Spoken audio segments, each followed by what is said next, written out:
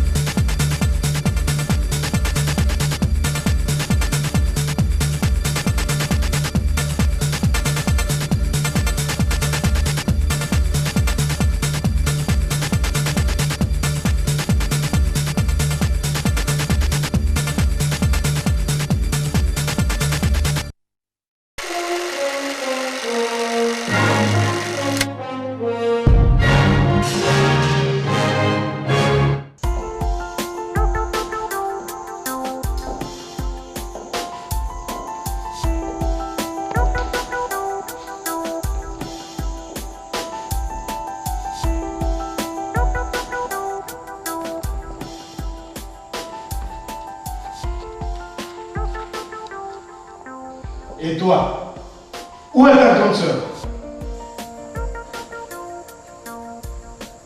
Elle vient à peine de sortir. À peine de sortir. Donc pendant que moi je dors encore, elle vient te trouver au salon, vous complotez contre moi, et tu me dis qu'elle vient à peine de sortir. Comme c'est elle qui commande ici, elle doit sortir sans pourtant me prévenir. Comme ici c'est la foire. C'est la cour du roi Péto. Vous devez faire ce que vous voulez.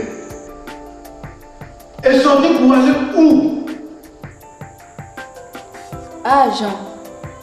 Elle m'a dit qu'elle allait faire le marché et qu'elle ne mettra pas du temps. Donc bientôt, elle va être de retour. Je m'en fous. Qu'elle aille au marché ou pas, je m'en fous. D'ailleurs, qu'est-ce qui ne dit pas qu'elle est allée chez ses copains? Toi, tu es sa soeur. Est-ce que tu peux me dire ça? Et pourtant, hier soir, je vous ai bien dit que ma soeur va arriver aujourd'hui. Et que vous devez être là pour l'accueillir. La bonne dame me sort avec ses pieds. Elle va partout se balader dans une vie. Ok. Comme c'est comme ça, je vais dans la chambre. Je prends toutes ses affaires. Je les mets dehors. Comme ça, quand elle va arriver, elle le trouvera dehors. Et toi aussi, si tu veux, tu la suis. Comme ça, vous allez aller vivre chez ses copains, partout dans l'Hyperville. Mais regardez-moi les gens comme ça. C'est vous tous qui venez encombrer la ville. Les villages sont vides. Il y a de la place là-bas pour vous, pour des gens comme vous. Des gens qui ne font rien du tout. Allez au village. Jean, pourquoi tu es désagréable comme ça? Pourquoi tu es mauvais et méchant avec nous? Oui, Jean. J'aimerais savoir pourquoi tu t'énerves comme ça contre ma soeur et moi. Parce que j'en ai marre.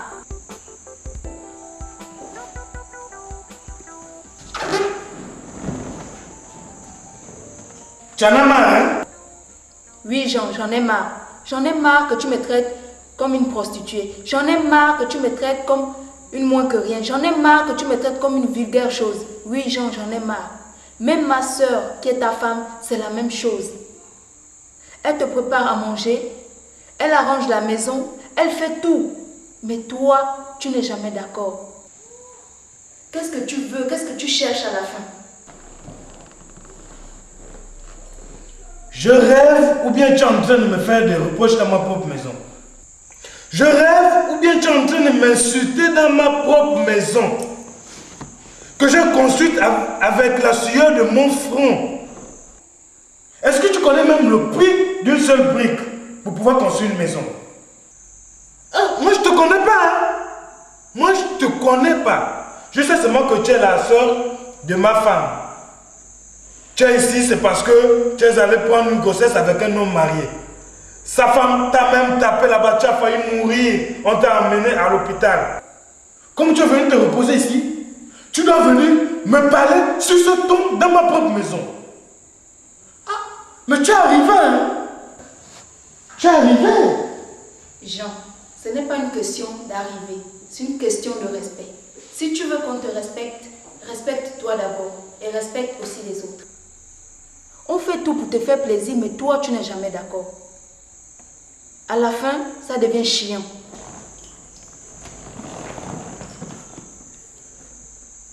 Dis encore un seul mot de plus. Je t'assure que je brise ton corps qui est comme une tige d'allumette là en deux.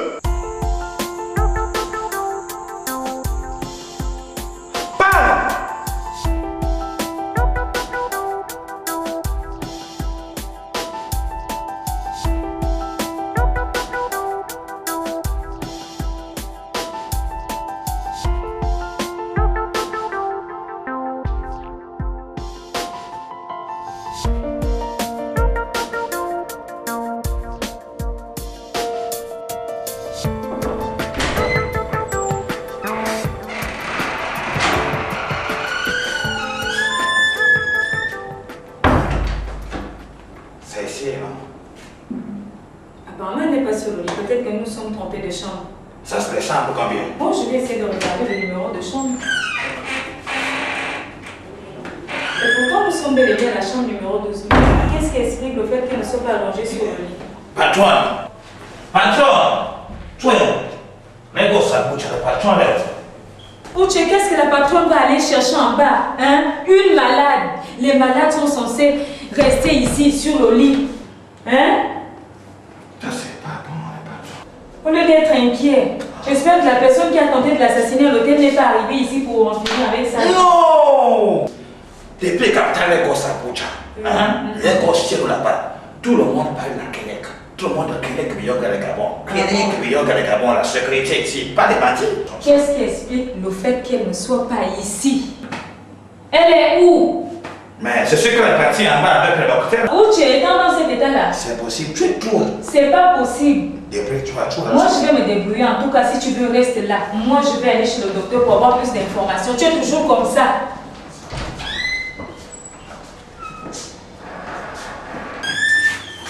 Ah, justement, docteur. C'est vous que je venais voir. Bonsoir. Bonsoir, docteur. Bonsoir. Bonsoir, docteur. Bonsoir. Bonsoir. Docteur. Ah, Uche. Uche, il faut arrêter de me faire honte comme ça. Quand il fait nuit, on dit bonsoir. Bonsoir, Uche. Essaye un peu d'apprendre. Dorénavant, il faut dire bonsoir quand il fait nuit. Hein? Bonsoir, docteur. Ok, bonsoir. Bonsoir. Docteur. Bonsoir. Justement, ma secrétaire m'a appelé à mon bureau pour me faire part de votre arrivée dans la chambre de mademoiselle Lydie. Effectivement, nous sommes arrivés et on a constaté qu'elle n'est pas sur son lit. Effectivement, mademoiselle Lydie normalement devait sortir dans 2 jours. À ma grande surprise, elle est venue me voir à mon bureau pour me demander de la laisser sortir. Je l'ai laissé partir pour 2 raisons. La première raison est que cliniquement, ça va mieux. La deuxième raison, c'est que mademoiselle Lydie est majeure. Je ne peux pas aller à la compte de sa décision. Voilà pourquoi je l'ai laissé partir ce midi. Mais avant qu'elle ne parte, elle m'a remis 2 lettres pour vous remettre en main propre. Une pour l'hôtel Excellence, adressée à Tué, et l'autre pour son père et sa mère. Docteur Yvette, s'il vous plaît, vous remettez. Voilà. Voilà. Et il faudrait remettre ces lettres aux concernés, s'il vous plaît. Parce que c'est ce qu'elle a demandé. D'accord? Yes, yes, yes. Allez, je vais prendre congé de projet de consultation. Bye, bye. Qui m'attendent. Allez. Bye, peace. Bonne Hello. soirée. Bye. Au revoir. Bye. Allez.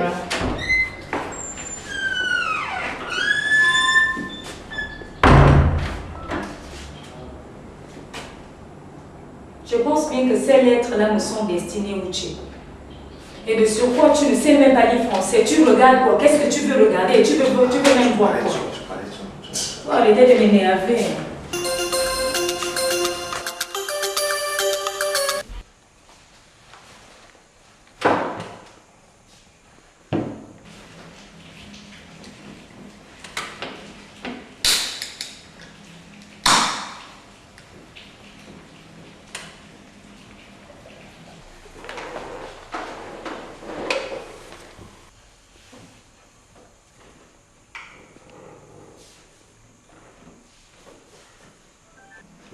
Finalement, chérie, tu ne ressors plus?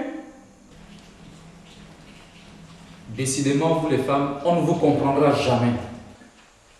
Il y a de cela 2 jours, ici, tu étais en train de te plaindre que je ne suis jamais ici, que je suis toujours dehors, que je suis toujours au travail, je m'occupe de mes affaires.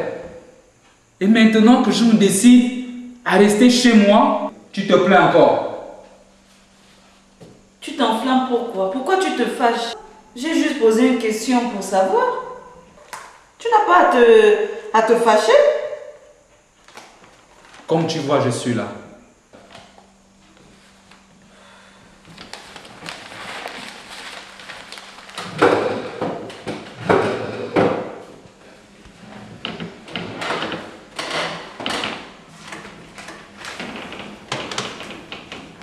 Chérie, je voulais profiter de l'occasion pour te présenter mes excuses par rapport à la discussion de la dernière fois.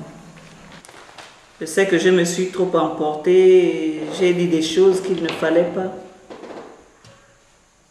J'ai haussé le ton et c'est pas digne d'une femme qui respecte son mari de parler de la sorte. Vraiment, excuse-moi. Il fallait gérer toute cette situation seule. J'avais la pression et il fallait que je l'évacue. Excuse-moi. Sincèrement, je regrette. Oui, moi également, je voulais te présenter mes excuses. Je n'ai pas été très clément la dernière fois que nous avons eu à discuter là. Et je pense qu'une famille qui se respecte une famille unie, quand on reconnaît son tort, quand on a fauté, la moindre des choses, c'est de s'humilier et d'aller vers l'autre et de demander pardon. Et ce que tu viens de faire est louable. J'accepte tes excuses et je te présente les miennes. Maintenant, Richard, il y a un problème qui est là. Il faut vraiment trouver une solution. Qu'est-ce qu'il faut faire? Tu fais bien de poser cette question. Demain matin, j'ai rendez-vous au commissariat pour essayer de jouer la dernière carte. Je dis bien la dernière carte. Parce que si jamais je ne réussis pas, elle sera finalement déférée. Mais je vais essayer de faire tout et le tout pour que ça n'arrive pas. Chérie, je sais que c'est difficile. Peut-être demain, ça sera encore plus difficile. Mais je veux que toi et moi, nous soyons unis comme avant. Je veux que tu puisses compter sur moi et que moi, je puisse compter sur toi. À deux, nous pouvons affronter ce problème-là. C'est une mauvaise période, ça arrive. Et je suis sûre que ça ira.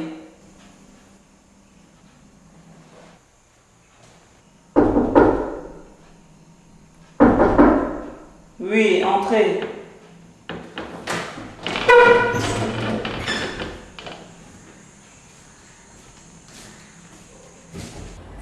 Mes chers collaborateurs, au moment où vous lirez cette lettre, je serai très loin de vous. J'ai décidé de partir pour me retrouver seule, dans un endroit où je me sente en sécurité. Il s'agit pour moi de réfléchir et de prendre la meilleure décision. Quant à la façon que doivent être gérés les biens laissés par M. de Milano, je compte sur votre volonté et votre fidélité pour la satisfaction de nos clients. Les salaires et les autres affaires courantes seront désormais sous la responsabilité de Samantha, entre parenthèses, Toué. L'esprit de travail laissé par M. de Milano doit être préservé, servir et non se servir. Telle doit être la préoccupation permanente d'un bon chef. De plus, je sais que nous traversons une période favorable au découragement. Mais sachez-le, c'est dans les moments les plus difficiles qu'on découvre sur qui on peut réellement compter. La loyauté est une vertu divine. À très bientôt. Lydie Anchoua.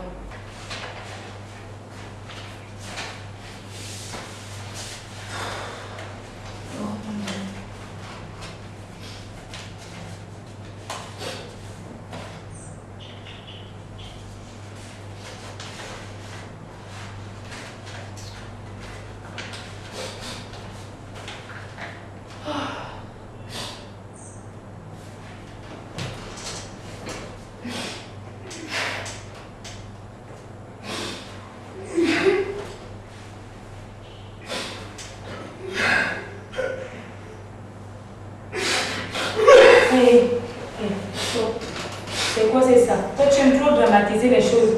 Pour un rien tu veux pleurer, pour un rien tu veux t'approcher sur moi. C'est quoi c'est ça?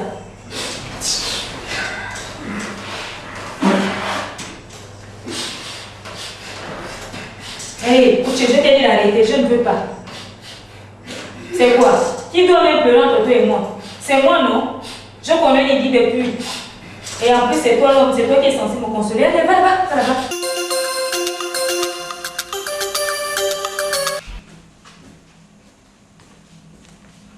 Qui était cette jeune fille?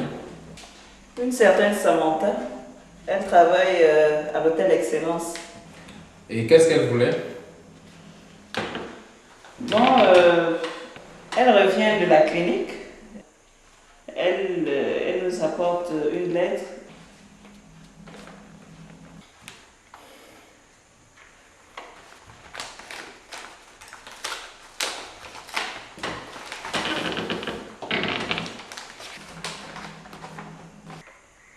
Je ne vois pas.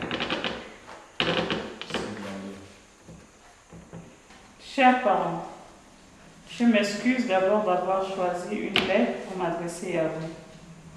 Sachez tous les deux que je vous aime et que malgré la situation que nous traversons, vous restez tous les deux mes parents chéris. J'ai choisi de m'absenter de la maison pour retrouver mes marques. Car, comme vous me l'avez appris, nul ne doit vivre sans savoir où il va. Papa, sache que comme toi, mon cœur saigne là où je me trouve. Mais comprends que désormais, je suis une grande fille capable de comprendre même les choses les plus cachées. Dans une lettre qu'il m'a laissée avant de mourir, Demilano m'a parlé de ma vraie mère, qui se trouverait en France. Comment est-ce possible? Quant à toi, maman, sache que tu es la meilleure des mères et que Pamela et moi avons beaucoup de chance de t'avoir. Excuse-moi si je t'ai fait de la peine. J'ai peur que tout ce en quoi j'ai cru toute ma vie ne soit qu'un rêve. Maintenant que je suis grande, il me faut affronter la vérité, même si je dois y laisser ma vie.